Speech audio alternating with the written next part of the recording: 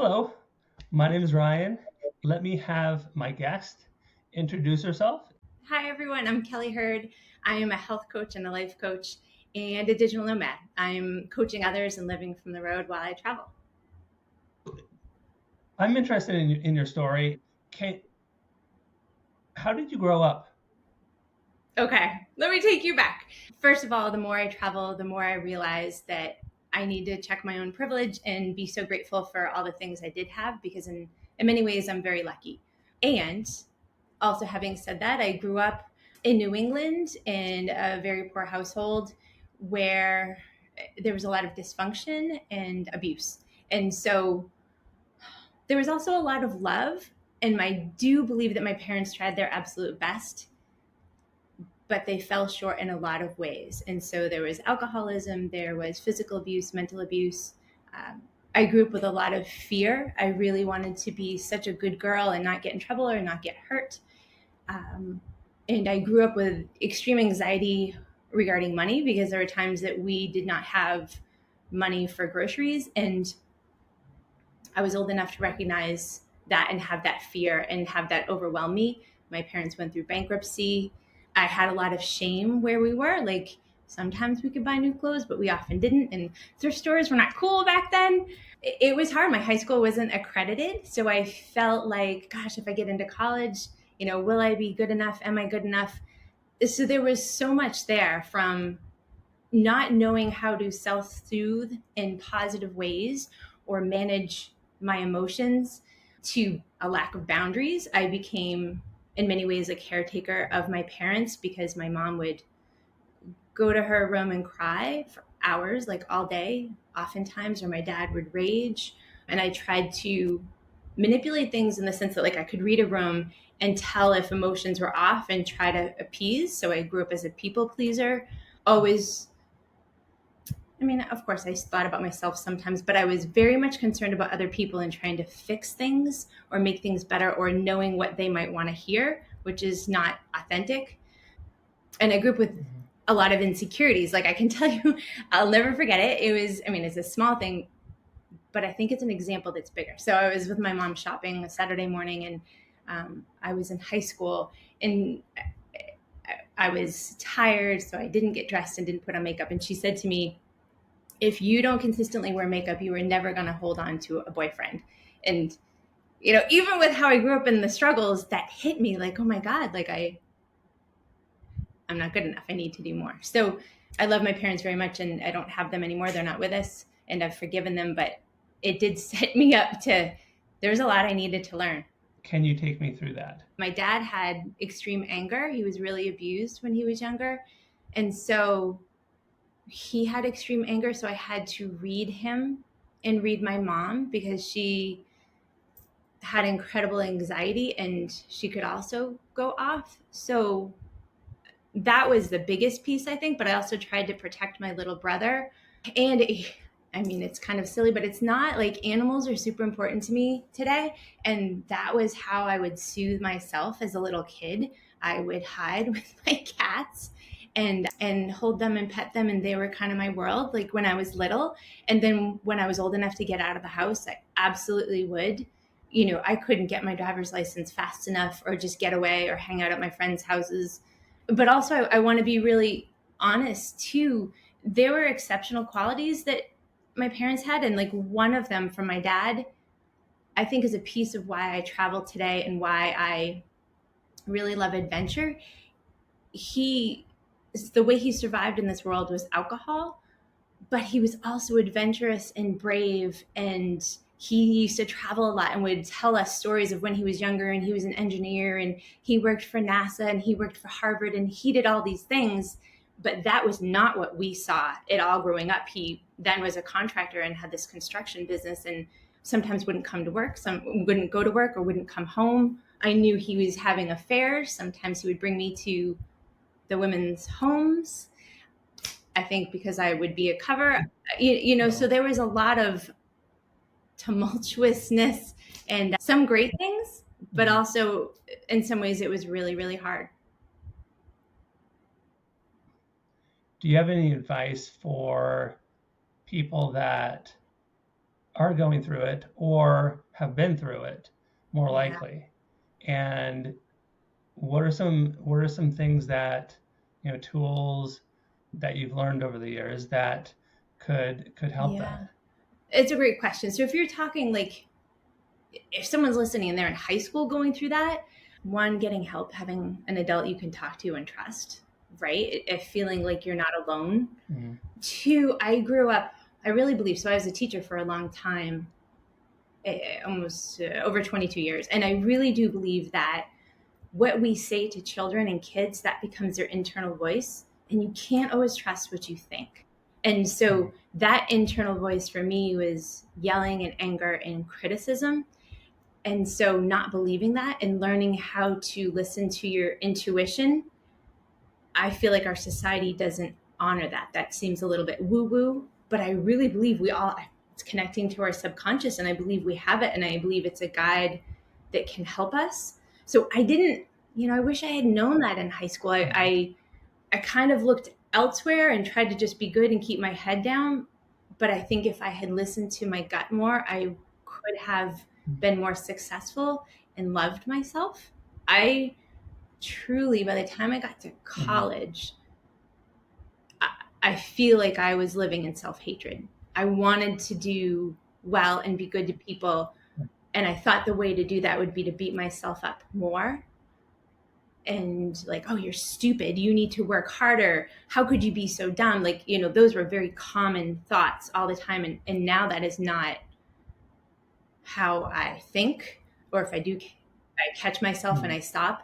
But kindness, I think, is a huge thing. So if you've grown up around that, you've got to figure out a way to find peace within and happiness within. And sometimes it's just simply survival until you can get out. When you're a kid, you don't have a Mm-hmm. choice, right? But then I believe there are practices you can do. And when I started to, and for me, it took a long time. I'm 48. It took a long time for me to get to where I am. Mm-hmm. But it absolutely started with listening to my intuition, loving myself. That felt really dorky, uncomfortable, cringy before. Being able to make eye contact with myself in the mirror, soothe myself when I was um, upset or I messed up. We all messed up. But I was so against failure. Like that was not an option to me. Failure wasn't learning. And now that's how I try to view that, which is so helpful. But when we mess up, because we're human, being kind. So I was not kind to myself. So that kind of like being your own best cheerleader, I think that's so helpful because I really believe what we think affects how we feel. And then we make decisions on how we feel. So if I'm beating myself up and saying you're so stupid, then I'm going to feel terrible and I'm not going to feel empowered to do something better, right? So then I'm going to go eat a bag of Oreos and just lay on the couch and watch a movie and waste my time. But if I am Mm-hmm. kind of cheering myself on, because that's, we're in this world with other people, but I believe too we're also alone. Like we're no one is guaranteed tomorrow with our friends or family, so we're always with ourselves. So we've got to be our best cheerleader. So if I can instead say, Kelly, you messed up on that, but it's okay. You've learned a lot. The next time it's going to be better. And look at all these other good things you've done. Then I'm going to feel better to make more empowered choices to go make a choice that's going to move me forward rather than just staying stuck. Mm-hmm. Mm-hmm. What do you think about the concept of gratitude? Huge. I love that you said that because that's another one of the things that I didn't say that I thought. So sorry. That's huge. I believe what we focus on is so important. So before, for so long, I was stuck in victim mode and this is how life is and this sucks. And when you do that, we know this because of the reticular activating system in our brain, which is a filter. So if I'm saying life sucks, I'm going to only see evidence that life sucks. But when we transition and start to be grateful for things and look at gratitude every day. So it's now a practice. I wake up and I think what I'm grateful for and I do it throughout the day.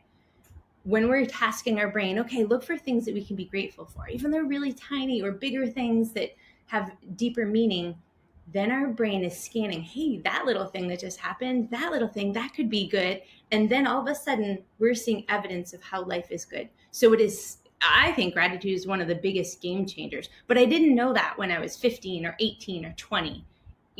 That's something I learned in my 40s. But it's so incredibly powerful because then you're living that empowered state. You're seeing life is good, things are working for me. I think gratitude helped change my belief around life. Like, I used to feel like I was a victim, and I was convinced that life was hard, and it still is. But now, even if I'm wrong, but I'm looking at things going, no, life is happening for me. This failure or this thing that's happening that's hard, there's going to be good in it. Where's the good, right? And so I feel like that's helping my whole belief system of how I see things in a much deeper way. I'll give you a little bit of a story on how I found gratitude. So gratitude, I got some coaching, and she said, "Hey, why don't you try gratitude? Why don't you try some gratitude?" Because I was looking for something like that. So I tried it, and I tried it for a couple of weeks. I'm like, "Wow, Great. this this is Yeah. amazing," because what happens, at least in my life, is I would do say, okay, three gratitude things a day. Okay, number one, number two, number three, and then I would do that for about a week, and I wouldn't feel much different after a week, but after about 10 days, then it sneaks up on you. Once you start doing it, and once you start doing it consistently, it sneaks up on you. Like, you just feel like an overflowing glass of Yeah. water Yeah. that is just, it just I keeps agree. going, and you don't even think about that when you start that, and you don't think that's going to happen. That's just my own experience, and yeah, I mean, I can't say enough It's about beautiful. that. The hard But thing is you need to be consistent, right? You've got to so start that practice, and you're not going to feel, we're yeah. always looking for the quick fix. Like, what's the pill? What can I do to instantly feel better? But like you said, it takes a little bit. Mhm. Yeah, but we're changing neural pathways in our Yeah. brains. We're changing how we think. It's going to take some time. But yeah, I totally agree. It's huge. It's amazing. It's very Mhm. powerful. And one of the other things that you said is that, correct me if I'm wrong, is life is happening Mm-hmm. for you. Mm-hmm. And what that also means is life is happening for you, not to Right. you. I'm glad you brought that up, because once that switch happens, that's another key to being more fulfilled and being more successful. Do you have any other thought? Do you have any more thoughts on that? And is there anything that you'd like to add on that? Add to that? Yeah, I mean, once I started thinking differently, it's not like everything in my life is great and magical and nothing ever bad happens. Stuff still happens, right? So it's about acceptance around that. But I think the real power comes in how we respond. So something happens, it's a big failure or something on my business, or I messed up somehow, but how can we make that better and then look for the good? But I don't want to give this false idea that everything is easy and magical. It takes work, but I really do believe that Mm-hmm. shift, it can help you see possibilities, choices, alternative ways to solve a problem, more solutions than before, when you think like, I'm a victim, this is happening to me and there's nothing I can do. But having a different approach just opens things up so much more. It's one of the biggest things I actually help clients with Yeah. now. Is a lot of times they come to me feeling stuck, and so it's like, okay, yes, this situation, whatever it is, stinks and it hurts and it's terrible, and how can we still go forward and take action and look at it differently and be focused on the solution? Mm-hmm. Yeah. What are some steps that you take clients through that allows that stuckness, for lack of a better word, to open up people, so that it's like a well-oiled machine. Yeah. Okay. So it's a few things.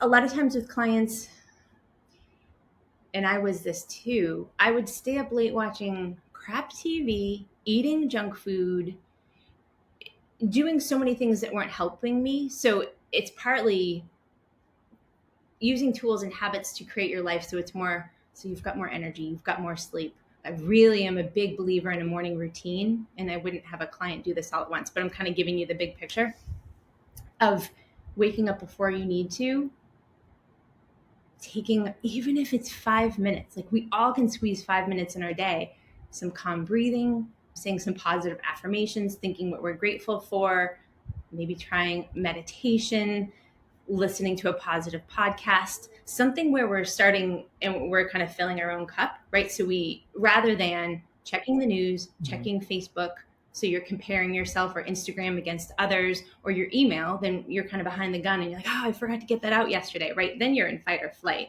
But also, so I'm trying to get clients to be healthier and help them. But also it's how we look at things. Like I worked with a teacher before, and this is no exaggeration. She's amazing and a phenomenal educator, and would work late, go home, take care of her family, make dinner, put the kids to bed, and then plan and correct grade papers. And she would fall asleep grading papers at 11 o'clock at night. Now, while like the pen in her hand, she'd wake up and she would be on the desk. And so she believed that she just didn't have enough time and she needed to do that. But, if you're grading someone's essay and you're half asleep, really, are you putting your best self out there and giving them your best self, right? So that's not ideal. But it was gently pushing back, because I was an educator for a long time and I know how it is. And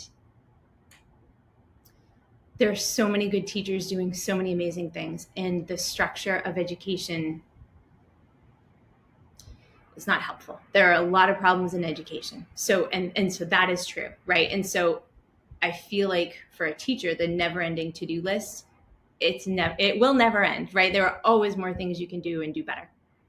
But it was gently pushing back on her and asking, like, okay, is that really true? So it's me not coming in a judging sense, but being curious and trying to ask questions to see, well, is there any other way we can do this? Could you use your time a different way? And so she went from first saying, there is absolutely no other time I need to do this, then to, by the end, and we worked together for 12 weeks. And then I want to say she took some time to integrate, and then we came back and we worked together again. But she got to the point where she was batching. And so I'm a big believer in how can we make things easy and do prep work to make our life flow. So for me, one thing was cooking. I would do batch cooking on Sunday because it was so difficult to find the time. I was a Girl Scout leader. I was, all of these things. And so doing that at night was really difficult. But if I had it ready to go, it made the whole week easier. So for her, it was batching her work, trying to work with her colleagues and share, like, okay, you do the copying on this, but when I'm at the copier, I'm going to do all of this work, rather than lots of unnecessary trips. Do you know what I mean? So we tried to problem solve all those things where maybe she was wasting time, or was she saying yes to things that, because this particular client that I'm thinking of, she was lovely and she wanted to please everyone else and be the best for them. But when you dial it back, and for me, I had to look at my values and what is most important, kind of like life purpose stuff. So for me, I thought of, after a lot of thought work, 3 values that I want to stick to. Like, these are the most important things, right? So number 1 for me is love and connection. My family, my friends, my partner. That's number 1. My second is joy. I want joy in my life. I want to have fun and be happy and make time for that. And then number 3 is giving back. I want to make sure that I'm always helping others and trying to make the world a better place. So for now, and this is something we talked about with her, what are your 3 top values, so that when you're saying yes, it fits in and it aligns for you? Because she was saying yes to a lot of things that did not align, trying to help others. Does that make sense? So kind of really looking down and seeing, we all have the same amount of time. You, me, and Beyonce, we have the same amount of time in the day, but how can we prioritize, right? Yeah.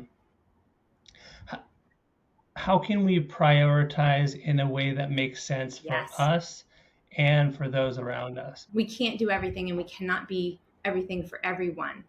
And if we're doing everything, we're not going to do it well. You only have so much energy and so much thought, so you spread yourself too Yeah. thin. One of the things that you said, preparing so that things flow.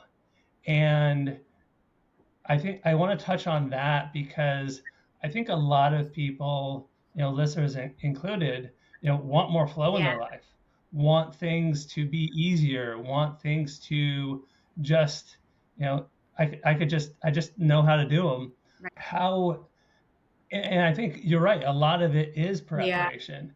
So what's that process? What does that process look like? It's such a good question. And I think the first step is kind of acceptance, because for so long I'm like, no, Sundays are my time. I'm not going to do anything for the week, right? Like this anger, this resentment. But then once I shifted and I'm like, okay, feeding my family healthy food is important to me. So how am I going to make this work? And the shift, my favorite thing that I did is I did it with my friend Jen, because then it made it fun. I was with a friend and we would go grocery shopping either together, whatever, separately or together. But then we would get in her kitchen because it was huge and put all our groceries out, and we would chop vegetables, clean them, make them little bite-sized pieces, roast them in her oven.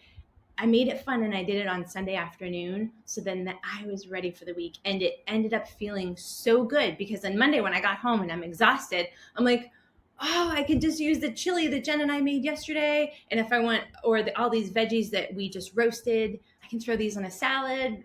It made it so much easier. So I had to accept that it took a little bit of prep work, but then we can try to make it easier, fun, so it works for you.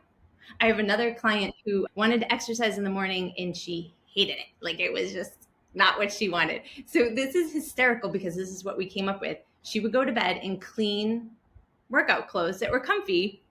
But then, she wakes up and she's like, damn it, I'm already in these clothes. Okay, yes, I'm going to do this because it's easier. And she's kind of aligned with herself yesterday. That's like, I really want to do this. And it's harder to take these clothes off and put on different ones, like I might as well. I really wanted. So it's like, how can we make things easy?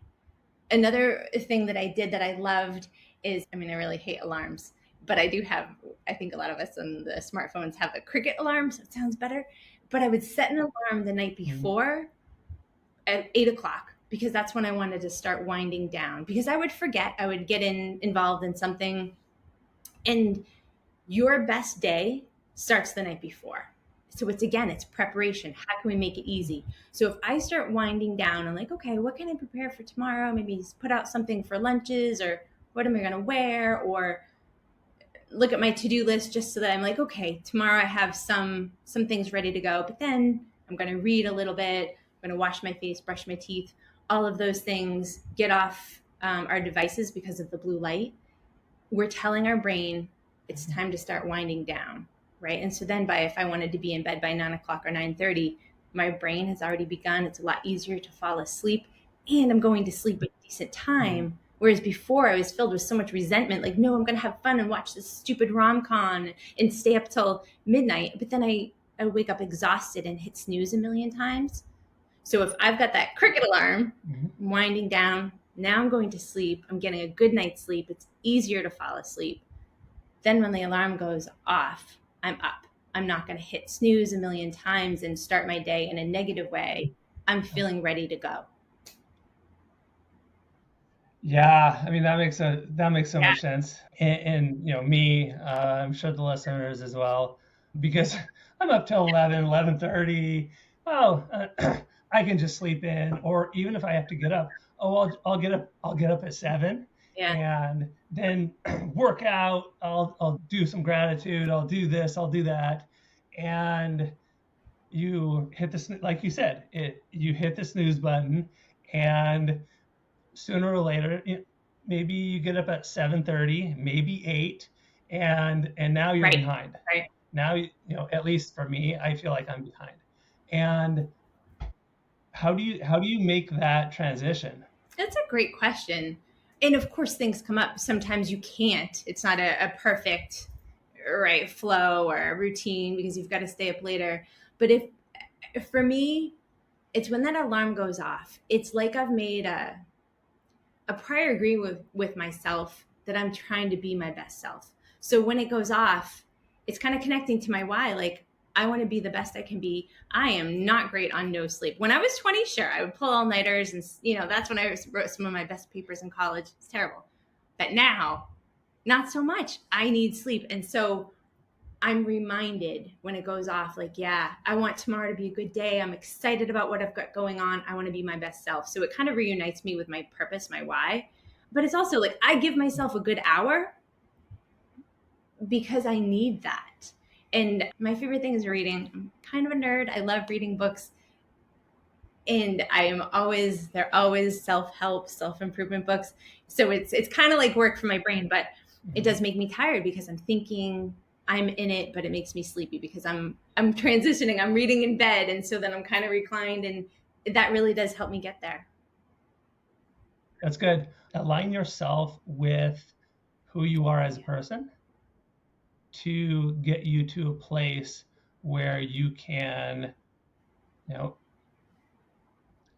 slow down, and from there go to bed at a reasonable time. And when you wake up, you feel refreshed and you feel like you can take on the day, as opposed to maybe feeling good then, but not being aligned with who you are, or who you say you are as a person. But also finding what works for you. People have different circadian rhythms. So, like, I know my brother, he goes to bed at like midnight or 1, and he finds a way that works for him. That's not me. I need to go to bed earlier, because I like getting up. I love my life. I've gotten to the point where I'm so excited to wake up. And that's, I'm very lucky. So I want to go to bed because I want to get up and have the energy, and yeah. But you got to find what works for you. I know that you travel. So how do you stay true to yourself and travel at the same time when you change environments? Attuned to what you're saying. One, I gotta give myself grace. There is a huge, for me, jet lag is very real. And like right now we're in Thailand, and that was very, right? Like I did not feel like myself. And I was working really hard to get on the new Thailand schedule. So, I was pretty tired, and I was staying up when I didn't feel like staying up, right? So giving myself grace, being kind to myself with transition. I think for me, one, there's a cool thing that Joe Dispenza says, and he said, if you want to change something, getting into a new routine and a new space, it's a lovely way to do it because you're not having all of the old things that kept you stuck before. And I'm constantly trying to up level my skills, my habits, my thoughts. I feel like what a chance for me while I'm on this earth to try to be my best. And so I'm always like, okay, I'm going to do yoga and I'm going to work out more. I'm going to try this. I'm going to try this way of eating. So I'm always kind of experimenting, and being in a new place helps me do that. I'm like, okay, no junk food in the cabinets. There's nothing in the cabinets anyway, right? So it's kind of a fresh start, that fresh start effect. But also you talk about being true to yourself. And I think the biggest thing for me, I was very worried about that because I love something that makes me really happy is decorating. And so I love getting a new condo, a new apartment, a new house, whatever, and painting and picking colors and making it cozy and nesting. And I feel a lot of comfort in doing that and having my surroundings be something I make it, right? And it gives me a sense of safety because I did not grow up with safety. So I feel like if I can control my home and make that peaceful, that's really important to me. So I was very worried when my boyfriend and I talked about, okay, what if we sold everything and then, financially had more freedom to go where we want? And so I was worried, like, would I not feel peace? Would I feel not grounded, like kind of lost? And so my morning routine is the biggest thing that I think grounds me. So he usually gets up before me, and I wake up and I go straight into, I meditate. I have like a laundry list depending on my time, like a menu that I pick from. But again, it's gratitudes, it's positive affirmations. I visualize what my goals are and seeing them. And, just like Olympic athletes do this. You kind of are playing it in your head and believing that it's possible and drawing that in so that every day I'm kind of aligned with that. I feel like I create my own happiness because I don't look at my phone right away. I'm not looking at news. I'm not looking at Facebook or Instagram. I'm not comparing. I'm kind of going in and filling my own cup in a sense. So no matter where I am, I'm really good about that most days during the week. And I sometimes I give myself time on the weekends because like, oh, let's go and explore and go to this temple or but that even if it's 5 or 10 minutes, that kind of connection with myself and going in and trying to find peace that grounds me and gives me a sense of safety and like, yes, this is who I am in the world so that I can be that no matter where we are. And really like we did this, we just got back from a little bit ago, but 2 months in Europe where we were kind of ripping through different countries and it was so fun. But also like we weren't in the same place very long at all. And so I needed that. That's helpful for me. Did that play a role in you being a coach, or did your upbringing play a role? It's a good question. So I became a teacher quite simply because in my world growing up, I was like, oh, you can be a secretary or you can be a hairdresser or a teacher, right? I felt like my world was very, very small growing up and our family needed money. Like I remember buying soap and different things in high school with the money that I made. And so I was a cashier and a bagger, and I also babysat a lot. And so I feel like that made me good with kids, and I loved kids. And so that's I think why I became a teacher. I got to college, I'm like, I have no clue what I want to do, but okay, I could do this. I think I'm good with kids. And so I stayed in that for so long. But what happened is, life goes on. I got married, I had my daughter. I hit I had a massive failures with my relationships and I did not have the skills. I didn't know how to discuss hard things. I would sweep things under the rug and not talk about them because I didn't know how. I didn't want confrontation. I was scared of confrontation. And so I was not brave in relationships. And so there was so much pain and sadness in that. At one point I was cheated on and that was, I don't want to go back into victim mode, but the pain that I felt, and then I only had my daughter. I really believe that kids need both of their parents if they're healthy and good people. My daughter's dad is a good man, and I never wanted her to lose out on that. So I believed really my philosophy was in shared custody.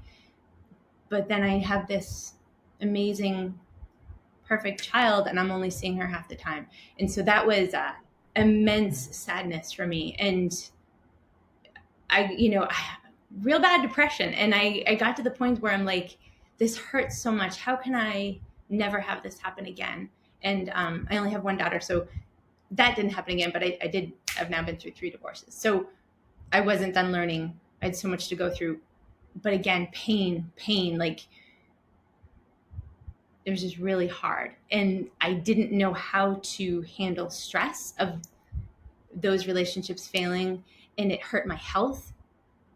I gained so much weight.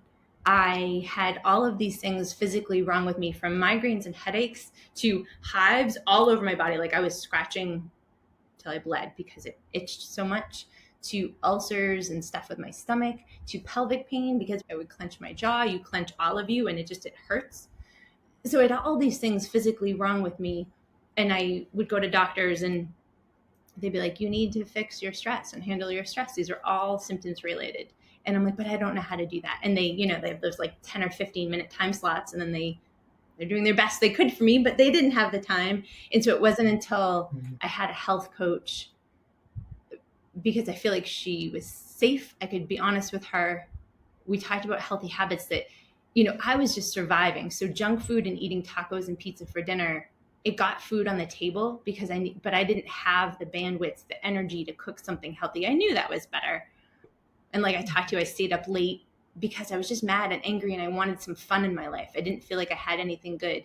So slowly, it took time building those healthy habits in different ways of thinking. But there was no one in my life, my partners knew I was struggling, my family, my bosses, but no one could help me get a handle on stress and how to create more happiness. And it wasn't until a coach. And so that for me was a game changer. And there's someone out there that knows a lot about this and focuses on this. And what a beautiful thing. And it really made, I started work. I took massive action, but with the help of someone. So I lost a ton of weight. I got so much healthier. I got so that, I could teach through the pandemic. I was teaching kindergarten in the pandemic when, I was told not to have 5-year-olds play with each other, but that's not what's best for kids. They need that at that age. Like, it was just so philosophically hard and scary. But I was able to really take care of myself and wake up happy. And I'm really proud of that because that was hard.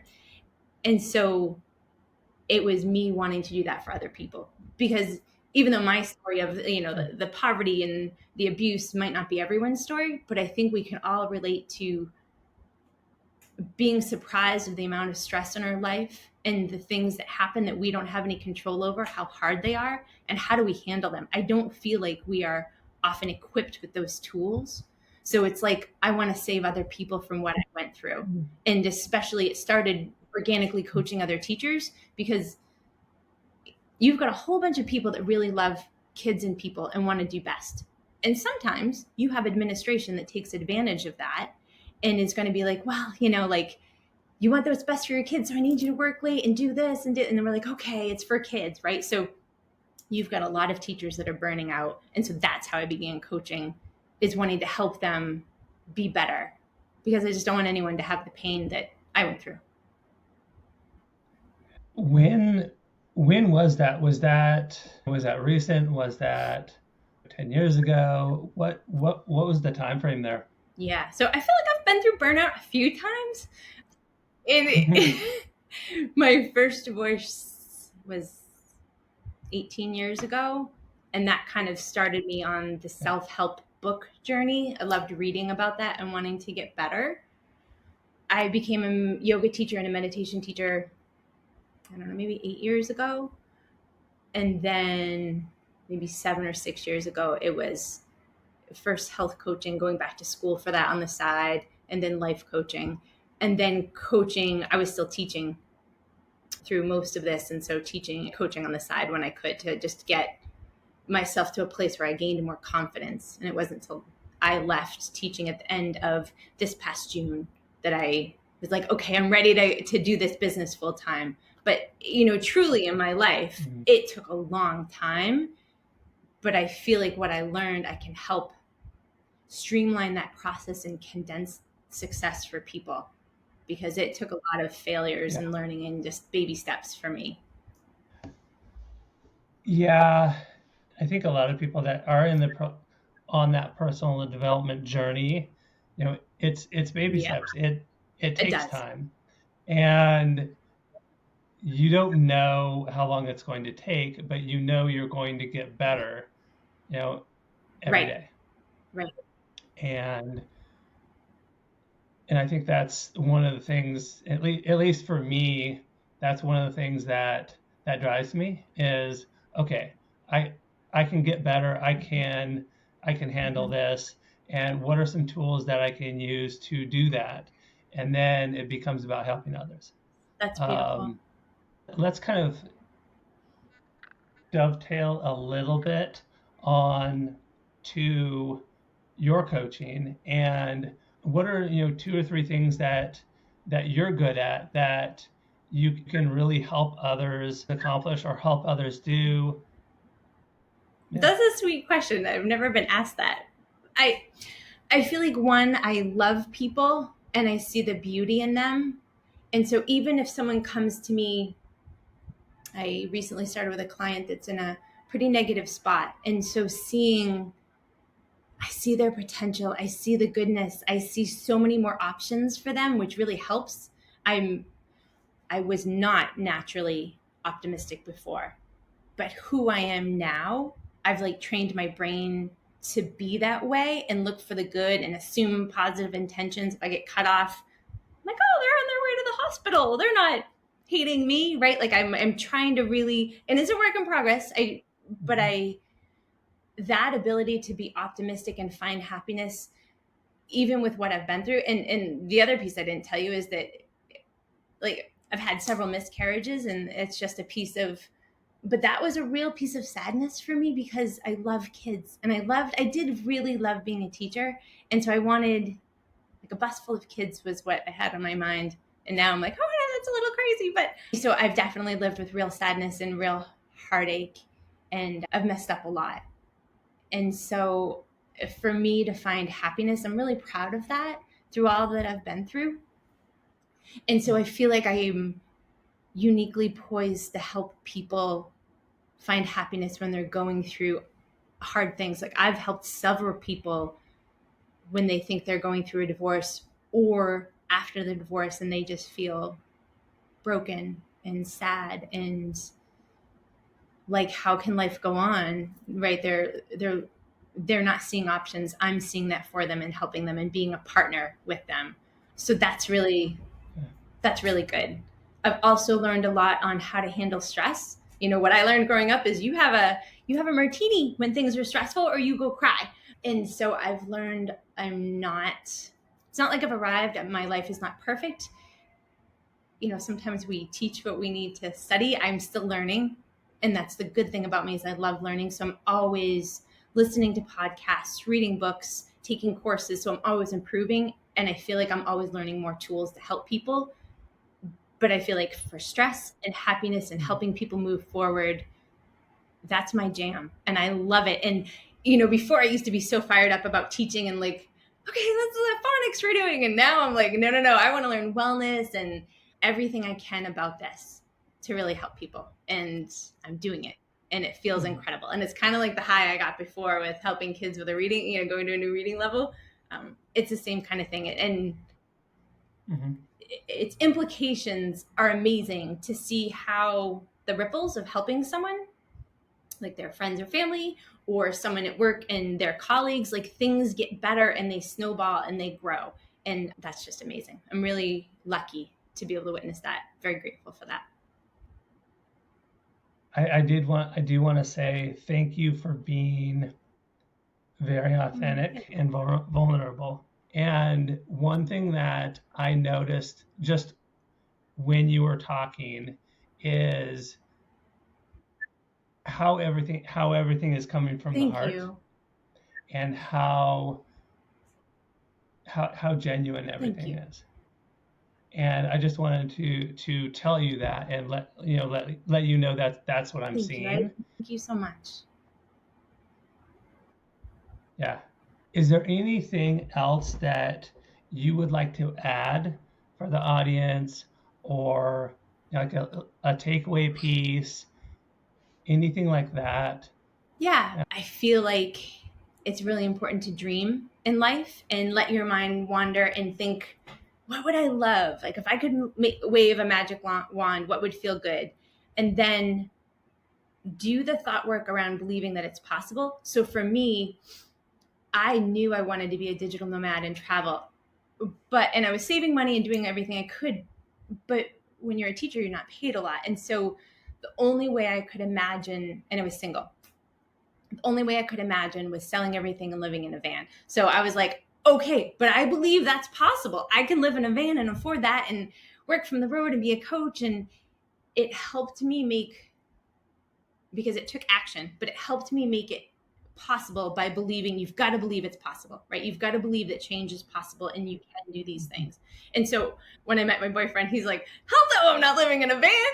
And so I'm like, okay, well, we combine forces, figure out things financially, we can travel all over and, maybe have a bigger car when we're in the US or travel internationally. And so we've made it work in a different way, but it helped believing it was possible in the way that I thought of, right? But I was thinking smaller just for that piece. I believe in visualizing it, seeing it every day, thinking about it, and then taking action. But the other thing I'd like to say is it matters. Tony Robbins says that we're the average of the 5 people we spend our time around, right? We're influenced and impacted by them. Mm-hmm. So if you are spending a lot of your time with people who are complaining or toxic or, that's going to be your viewpoint. You're going to be pulled down by that. So I started investing in myself, and that's one of the best things I did. I did a lot of Tony Robbins events. I would read everything I could. I would take classes, and I started, in a way it's sad because I don't hang out with a lot of the people I hung out with before, but I started cultivating friendships around people who are around action and growth and achieving your dreams, right? So those were the voices in my mind. And Mhm. I would stay connected to people I met from Tony Robbins events. And, we created this community where that really helps. And so, it's the 5 people you're around, but also it's the news you're watching, it's the books you're reading, anything coming into your world. And so I really tried to, I worked hard. I met with financial advisors. I saved. I took brave action and sold all my things. Like maybe in a year or two, I'm going to just figure out like, oh, that wasn't very smart financially. There are risks, but I was willing to take brave action. But it really helped the people that I surrounded myself with and what I put in my brain. So for Mhm. people, Yeah. to do that, curate what works for you. And if you're finding yourself jealous about people like on your feed, if you can reframe that, because I felt a lot of that, but instead look at it as guideposts like, okay, they have what I want. How did they make that happen? And how could I make that a part of my plan? Thank you. I really appreciate you coming on and blessing the audience with what you have to say, because there's a lot of gems in that. And I would encourage anyone to re-listen to this, because the first listen, you'll get a lot during the first listen, but if you listen to it again, you'll get even more. On that note, I think we could end this Thank you. here. And yeah, thank you. Oh, Appreciate and your thank you for time. what you're putting out there. You're really trying to improve the lives of people and doing so much. I love this. I love this podcast. I love this idea. So thank you.